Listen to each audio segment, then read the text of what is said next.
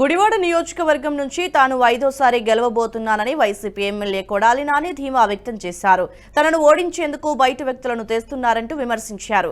ఎంతమంది వచ్చినా వైసీపీ తరపున తాను హ్యాట్రిక్ కొట్టడం ఖాయమని చెప్పారు. ఈ ఎన్నికల్లో అమెరికా నుంచి వచ్చిన వ్యక్తిని చంద్రబాబు తనపై పోటీకి పెట్టారని, వచ్చే ఎన్నికల్లో అంతరిక్షం నుంచి అభ్యర్థిని తెచ్చుకుంటారని ఎద్దేవా చేశారు. గుడివాడ టీడీపీ అడ్డా గాడిద గుడ్డు అంటూ చంద్రబాబు సొల్లు కబుర్లు చెప్తున్నారని విమర్శించారు.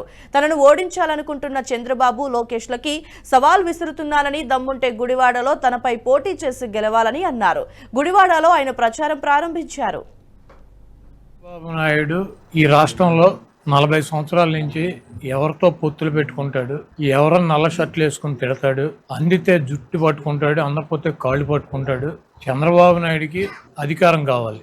ఆ అధికారం అతను ఒక్కడిగా వైసీపీ మీద పోటీ చేస్తే ఎట్టి పరిస్థితుల్లో గెలవడని అతనికి తెలుసు. కాబట్టి పవన్ కళ్యాణ్ ఇంటికి వెళ్ళి పవన్ కళ్యాణ్ కాళ్ళు పట్టుకున్నాడు, పవన్ కళ్యాణ్ గొంతు కోసాడు. బీజేపీని గతంలో కలిసి పోటీ చేసి అది మతత్వ పార్టీ అని చెప్పాడు. దాని వలన ముస్లింలు ఇబ్బంది పడుతున్నారని చెప్పాడు. ఆ పార్టీతో పొత్తు పెట్టుకుని నేను తప్పు చేశానని చెప్పాడు. మళ్ళీ ఈ రోజు ఢిల్లీ వెళ్ళి పవన్ కళ్యాణ్ చంద్రబాబు 3 రోజులు పడిగాపులు పడి అక్కడ అమిత్ షా గారు చెప్పినటువంటి 6 పార్లమెంట్లు 10 అసెంబ్లీలు అడిగిన కిక్కురు మనకుండా ఇచ్చి ఈయన వెళ్ళి అక్కడ దేబీమోహం వేసుకుని అడుగు తినేవాళ్ళగా అక్కడ కూర్చుని పొత్తు పెట్టుకుని వచ్చి బీజేపీ ఎవరు అడిగారు? మోడీ గారు అడిగారు, అమిత్ షా అడిగాడు చంద్రబాబుని, బాబు గారు పొత్తు పెట్టుకుందామని. ఇవన్నీ సొల్లు కబుర్లు. ఈ రాష్ట్రంలో ఉన్నటువంటి మైనారిటీస్కి తెలుసు, క్రైస్తవులకి తెలుసు, హిందువులకి తెలుసు.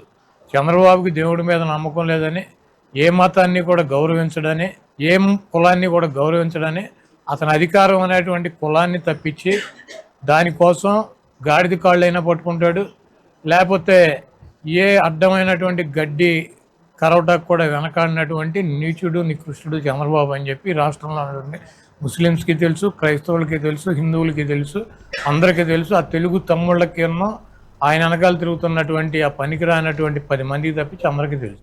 ఈ వీడియో మీకు నచ్చినట్టయితే లైక్ చేయండి, 10 మందికి షేర్ చేయండి. అలాగే కామెంట్ల రూపంలో మీ అభిప్రాయాలను మాతో పంచుకోండి. Nationalist hub group of channels ను సబ్స్క్రైబ్ చేసుకుని తెలుగునాట జాతీయవాద జర్నలిజాన్ని ప్రోత్సహించండి. ఈ వీడియో కింద ఉన్న బెల్ ఐకాన్ పై క్లిక్ చేయడం మర్చిపోవద్దు.